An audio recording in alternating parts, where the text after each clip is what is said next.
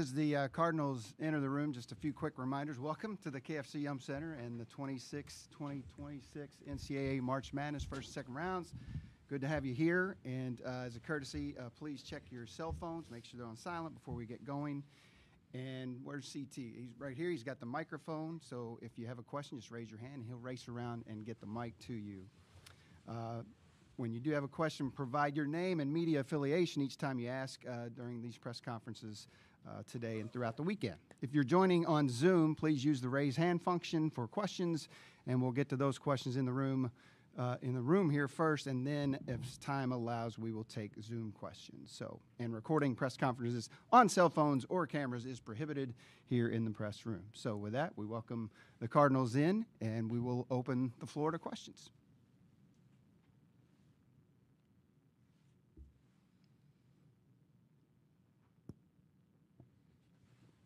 Alexis Cuba, Louisville Courier-Journal. For both of you, I mean, it just seems like this team has taken huge strides in the growth and development from last year to this year.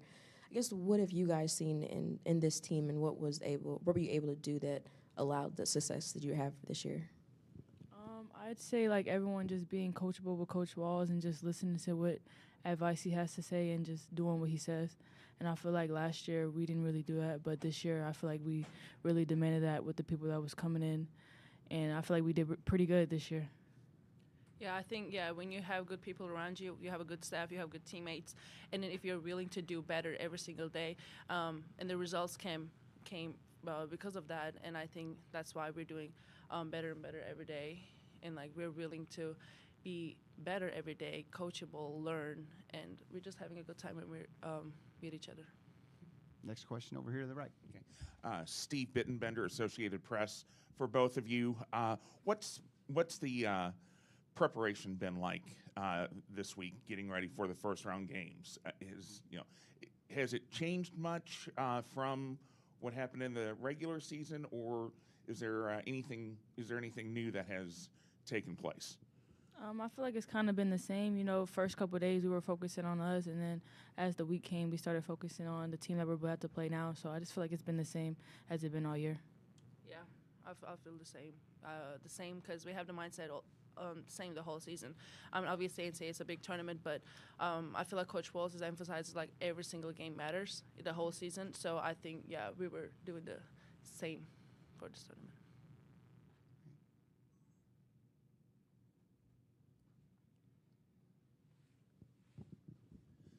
Matt McGavitt for Louisville Cardinals on the SI. For Ayla, for you specifically, this season when compared to your first year, you're having a lot more success. What's been the key to you having such a breakout season in your junior campaign? Working hard. To be honest, I spent 2 years, and Coach Wells was with me this summers too. I was with my national team, and he was there, and I think that was a big part for me to have this growth because he saw me playing for my national team with the pros, and I feel like, I'm like, I want to be this level, and he was like, okay, and then I trusted him because he was pushing me every single day, every day, the first day from my freshman year till today, and I'm so grateful for him because this is the reason I was in the gym every day, and I think that's why, Back row, Addie right? Sorry, you're good. Addie Miners at WLKY here in Louisville. For both of you all, what has it been like hosting the tournament? I know it's not something new to U of L women. You guys have hosted plenty of times. But, what has it been like hosting this year and maybe not having a ton of success at home this year? So how has that kind of changed your mindset a little bit? I mean, last year we went to TCU last year, so it was kind of hard, like, getting on the road and just going to away places. But now that we get to host this year, I feel like it's more easier on us and we get to rest more. So, it's kind of easy, just getting a couple rests and being relaxed. Yeah, I'm excited to play at home. Our fans, they're amazing, and I cannot wait to play in front of them, and especially in NCAA tournament. And in this season we had a couple losers at home, which was not usual, but it's a new tournament. It's 0-0, so we just let that thing in the past, and now it's a new opportunity, and, like, again, we have the best fans, so I think we are all excited to play in front of them. Okay, back over here. Yeah, follow up there. I was say, just to follow up to that, I mean, how much of an advantage does that give you all? Obviously, you just said last year you were at TCU, now you're at home. Like the home crowd advantage, getting to sleep in your own bed, how does that help you all? I feel like it's good. I feel like the fans just being there on our backs and then getting the crowd ready. Like if we score, we got the crowd to lift us up. So I just feel like it feels good. Energy and confidence, because we can feel them like really. So, yeah. All right. Left side here. Alexis Cuba, Courier Journal. Just kind of going off of that, Jeff said obviously there would be some tweaks that you guys would make to kind of approaching this more as a business trip. With how, things have gone in home games this season, how has that dynamic of, just switching things up and having that mindset really helped you guys so far? Ayla first, please. Oh yeah. Again, it's a business trip, and in this season we had losses in here, but again, we try to let that pass. And again, it's a 0-0. We're gonna go one by one. So I think that's what we're focusing on. And we love play at home, so I think we have another chance, and I think we all are excited to use this. Yeah, I agree with her. Just treating it like a kind of more of a away game than like a home game. So I feel like just changing our mindset to that, I think it would be good for us. Back on the right side here. Yeah. It's been 2 weeks now, or almost 2 weeks now, since the ACC championship game. Another close game against Duke. Looking back now, what do you guys feel that you need to work on so that if you're presented with a similar challenge down the road, that you can overcome that challenge? I feel like we just need to control what we can control, and just when it comes down to the wire, we just be focused and execute what Coach Wallace has drawn up on the board and see what he has to say. And I feel like that's something we kind of been focusing on in practice, is just listening to what he has to say and just doing it in practice. Yeah, I think that's exactly right. To be honest, you said everything. Okay. Anything else in the room? All right. We can let the cards go early here. Appreciate your time. Thank you The locker guys. room is open until 11:15, and Coach Walls will be here at 11:05. If he's ready, is the group here ready? Can we do that? Okay, cool. I'll bring him down. All right. Rock and roll.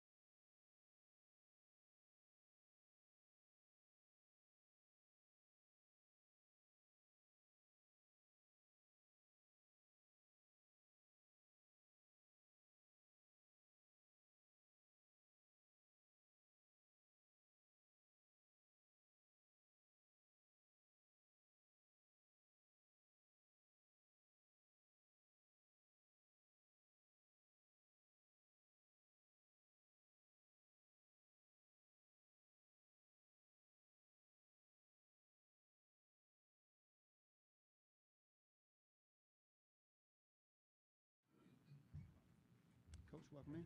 Good. Good. All right, we welcome Coach Walls into the press room here. And, Coach, whenever you're ready, just a quick opening statement on Sure. the weekend ahead, and Yeah, then we'll just ask questions. want to congratulate the other 3 teams that are here as well. Great seasons by everyone. Want to thank all of you for coming out today, and just really looking forward to an opportunity to host here at home.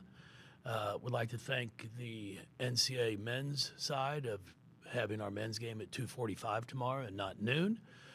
So really do appreciate all of those that helped with that, because I know that very well could have been a noon game as well, and wouldn't have been a pretty sight. So hopefully we'll get all of our fans to come down, watch us play at noon, and then go out and find a restaurant, bar, a tavern, and watch our men's team, and hopefully come back and watch more basketball here. So just want to say thank you for them. Appreciate it. Questions in the room? Perfect. Yeah.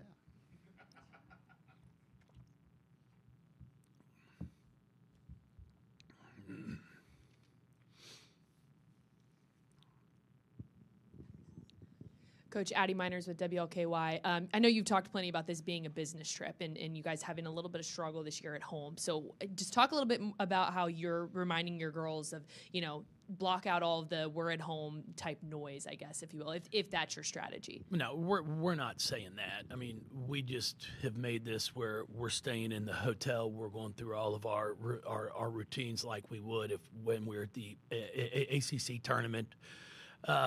You talk our struggles at home. We lost by 1, 2, 3, and 4, I think. It's not like we've gotten blown out at home. So, but we've got a finish games, and obviously we had that same problem at the ACC finals. Up 4 with a minute to go and had the ball and didn't finish. So, it's more so just making sure we can keep them focused. We know exactly what's going on. We're kind of controlling what they're doing to make sure anytime we want to watch film, we're going to watch film. We're going to have team meetings. We're going to make sure we go over personnel. I'm very impressed with Vermont. So we're not going into this looking past anyone. If you're playing here in this tournament right now, you're a good team. So it's a trip that we're making as it's a 2-game tournament. You've got to win the first to get to the second. Matt McGamick, Louisville Cardinals on SI. Jeff, do you have an update on Skylar Jones? Yeah, she will not be participating. She's no longer with the team, so we've just parted ways, and it's best for both parties.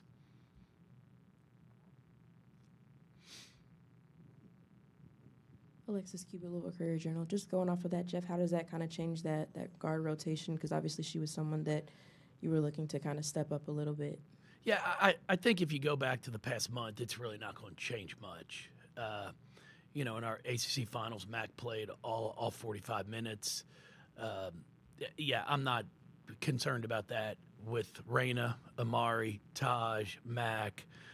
Bender can step in there and play some minutes for us. Laura can move to the 3 if needed.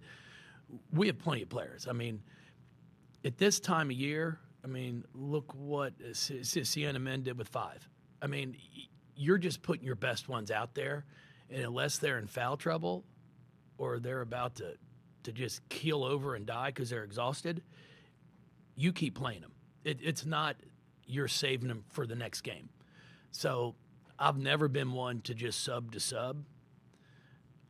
So we have plenty of depth with Amari coming off the bench and Raina. Steve Bittenbender, Associated Press. Jeff, in the men's tournament the last couple of days, there's been a lot of talk about the mid-majors not getting their chance against the higher seed programs. I know you've made it a practice to play some mid-majors before. Is that happening in the women's game also? And if so, why is that? No, I'm not sure about that. I mean, we've always played. I mean, you want to call them mid-majors. I mean, we've always played good basketball team. Ball State's a really good team. So we played at Middle, at Western Kentucky. You know, for us, you're really trying to schedule regionally if you can, especially being here. There's so many good teams. So we try to put a schedule together that's good for us, and it's always going to include, you know, mid-major teams. So yeah, I mean, it's one of those. It's more difficult now for us to do a home and home and go on the road and play at a Western when we're going to lose gate and ticket sales here. So with everything that's going on in college athletics, we need to play as many home games as we can, especially with the draw that we get in our fan base. So yeah, some might be like, well, you aren't willing to go play at Western Kentucky. Well, that's a home game. Then I'm losing. We used to do that all the time. I mean, we played at South Dakota State. We played at Missouri State. We played all over the place at mid-majors. Well, now it's more difficult because there are finances involved in big numbers.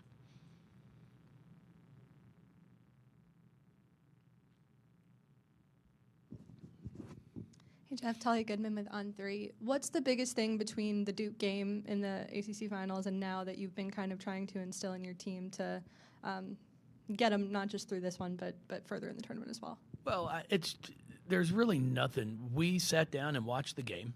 You know, we watched the end, and we just didn't rebound the basketball, made a poor decision or two going down the stretch.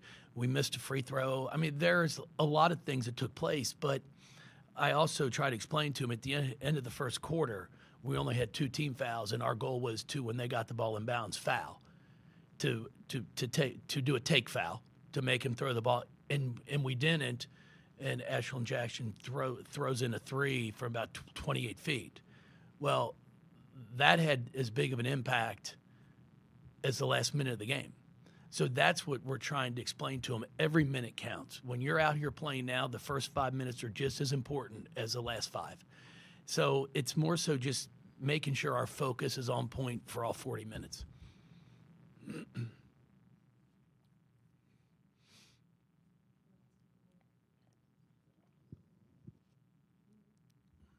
I got you.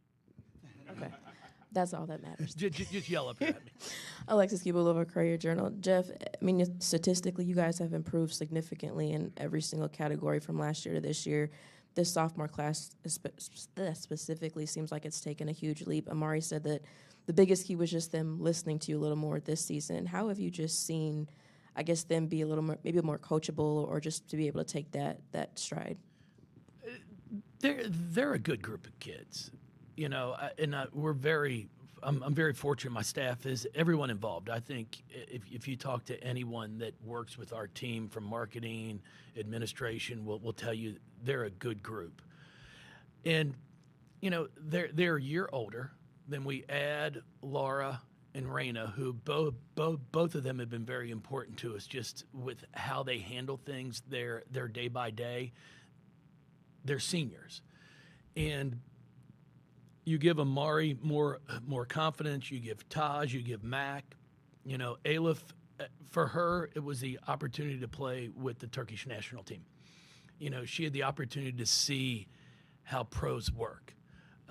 You know, I was just texting with Marissa Russell, who came back from Istanbul from playing with the Canadian national team, and she said what an honor it was and what an experience to actually watch how professionals train, because it's a whole new level, how they take care of their bodies, the way they watch film, and that's what Aleph was able to see. And everything is clicked for her and changed because her work ethic and her approach. It's not that you have to spend more time in the gym. It's just maximizing the time you put in. So she has grown a ton. You know, it's really all of them, and that's what makes it so exciting. Is you've got players that continue to get better year in and year out, And then we've got kids that have already re-signed to come back for next year. So you're sitting here, and we've got 5 right now, 6. I just talked to one today that say they're coming back. 5 of them have signed.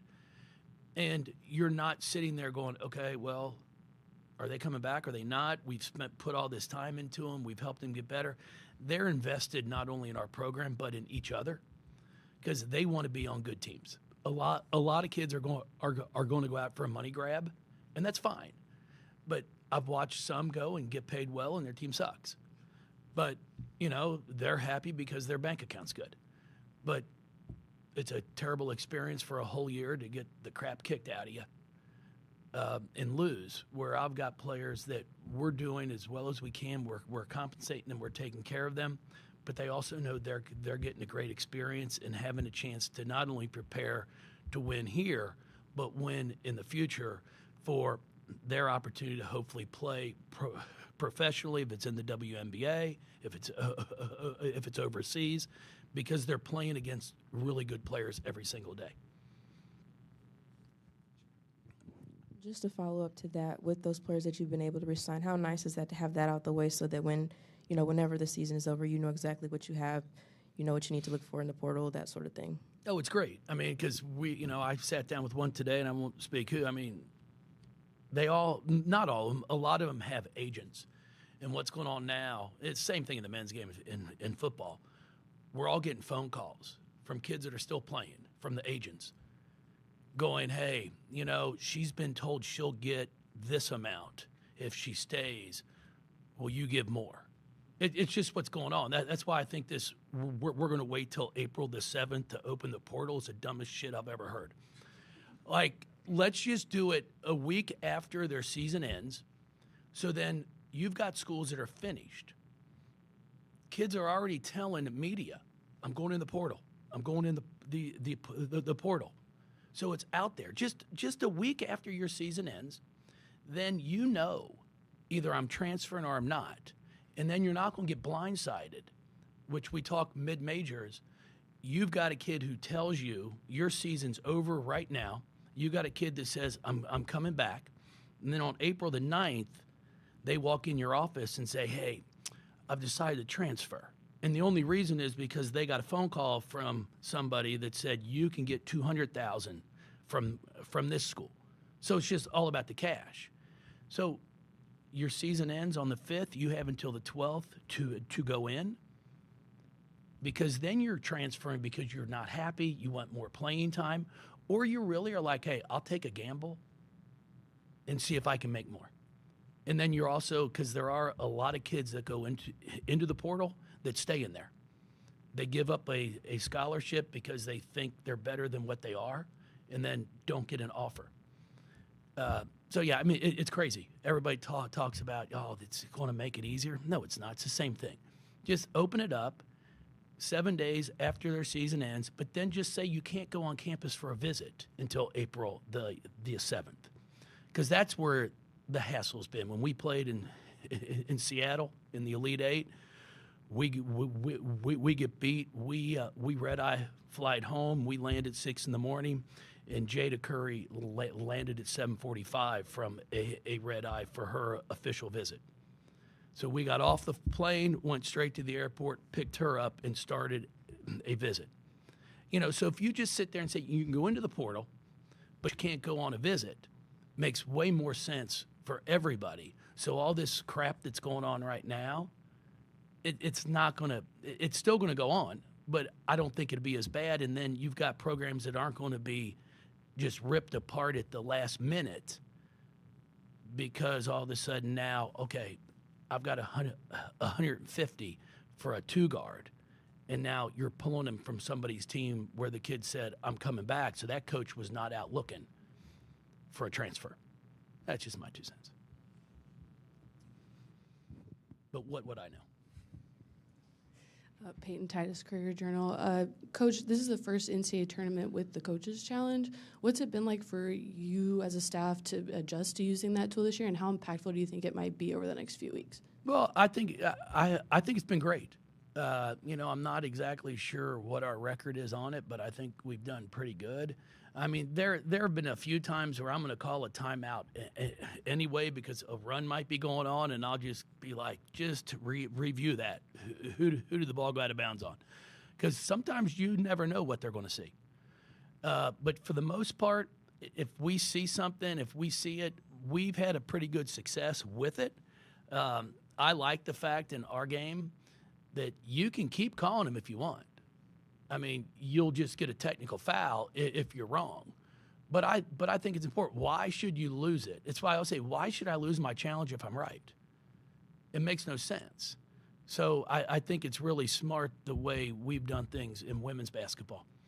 Because there are some plays that are going to come down to it where it's a bang-bang play. You know, you're trying to see who the ball went off of, and the officials, they're trying their best too. And when you can go and review it in slow motion, it's a lot easier to see.